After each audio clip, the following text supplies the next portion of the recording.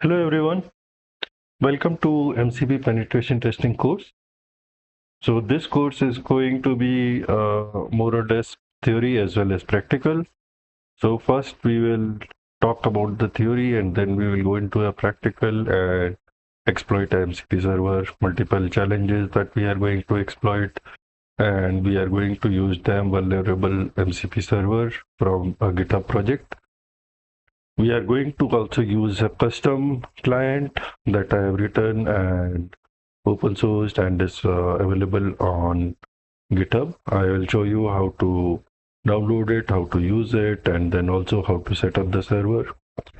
And the flow of the course is going to be, first we are going to discuss why we need model context protocol, what are the different APIs, how they differ from each other, what is MCP, then what are the various components of the MCP protocol, then what are the various transports that can be used by MCP transport.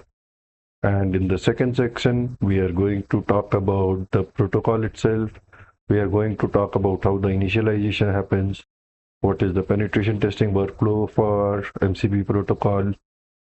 Then we are going to install the server on a Fedora 42 server VM. And then finally, we are going to install the client as well and talk a little bit about how the client works, how to use the client, and so on and so forth. Then we are going to look at the protocol in Wireshark and see the various headers that are sent in the HTTP and streaming HTTP protocol. We are going to talk about streaming HTTP, how it works. And then we are going to look at MCP Inspector, which is a tool from MCP project, and it allows you to inspect MCP server.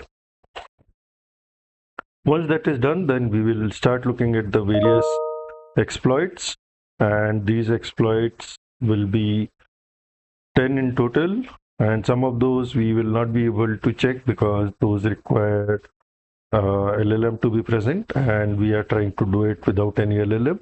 We will be exploiting them with a simple script which doesn't require any LLM and is a simple Python script which directly connects to MCP server, talks MCP protocol, and calls the tools or calls the resources directly from the script without using any LLM.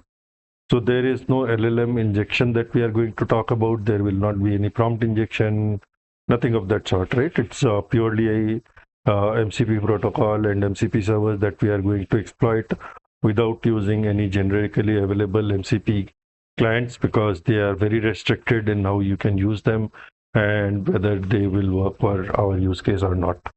So we are going to use a custom client, and that custom client will allow us to send whatever parameters we want to send to any of the tools or resources, and will allow us to also run it in debug mode to see all the messages that are going to and from the client and from the server.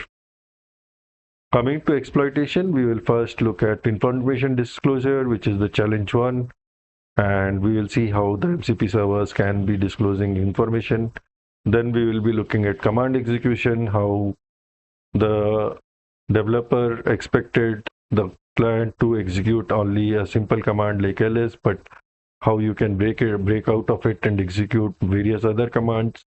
Then we will look at excessive permissions, how MCP servers, when they have excessive permissions, can be exploited to give out information that was not intended, and this could be a dangerous issue in itself, right? Then we are going to look at tool shadowing, which is when you can have the same tool names from various MCP servers, and one of them could be a malicious tool that could be exploiting your system. Then we are going to look at another use case of document analysis present in the vulnerable MCP server and how we can try to make it guess something wrong. Then we are going to look at how we can exploit a verify token endpoint, which doesn't validate the token correctly, and hence we are able to verify an incorrect token. Then there is a endpoint for code evaluation, and we are going to exploit it to execute arbitrary code from the client. And finally, we are going to look at two other use cases which are not exploitable, and hence we are going to stop there. And that could conclude our course. So happy learning. Thank you.